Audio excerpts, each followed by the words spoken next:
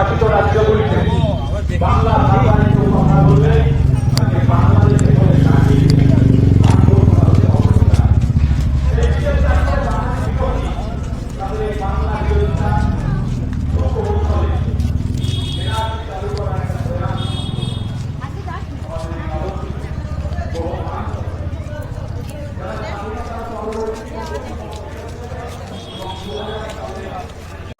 বিরোধিতা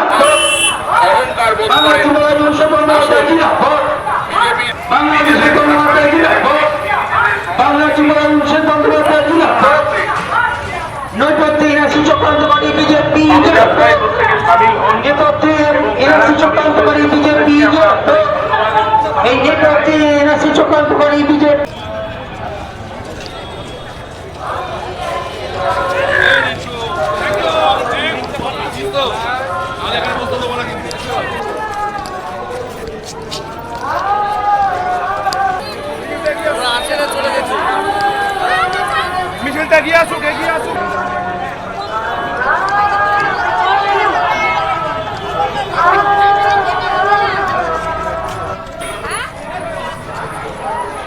আজকের প্রোগ্রাম আগের প্রোগ্রাম হলো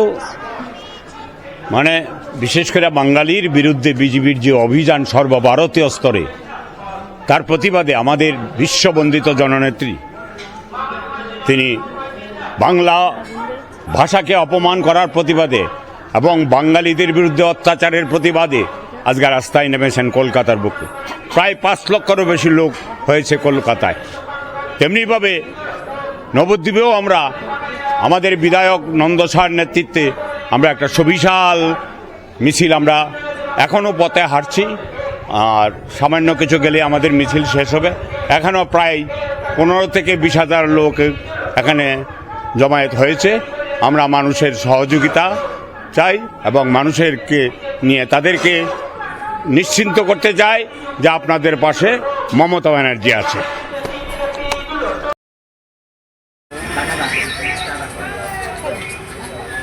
আজকে কি কর্মসূচি ছিল দাদা? আজকে আমাদের দলনেত্রী মুখ্যমন্ত্রী মমতা বন্দ্যোপাধ্যায়ের নির্দেশে আজকে সারা পশ্চিম বাংলায় ব্লকে ব্লকে বিজেপি শাসিত যে রাজ্যগুলো আছে সেখানে বাঙালিদের ওপর যে নির্যাতন, মানসিক ও শারীরিক যে নির্যাতন চলছে, তারই প্রতিবাদে আমাদের দলনেত্রী রাস্তায় নেমেছে। তার সাথে সাথে আমরাও সারা পশ্চিমবাংলার ব্লক প্রতিটি অঞ্চলে আমরাও আজকে মুখ্যমন্ত্রীর নির্দেশে রাস্তায় নেমেছি। 30 কোটি বাঙালি বাস করে সারা বিশ্বে। আজকে দ্বিতীয় ভাষা হিসেবে বাংলাকে স্বীকৃতি দেওয়ার পরেও আজকে বাঙালি বিজেপি শাসিত রাজ্যে যেভাবে নিধন হচ্ছে, যেভাবে অত্যাচারিত হচ্ছে, তার প্রতিবাদে আমরা আজকে রাস্তায় নেমেছি। আগামী দিন এই প্রতিবাদ মিছিল শুধু এখানেই সীমাবদ্ধ থাকবে না।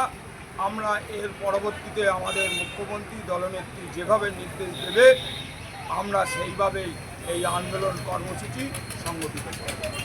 আপনার নাম? প্রদীপ দত্ত, কৃষ্ণনগর শহর তৃণমূল কংগ্রেসের সভাপতি।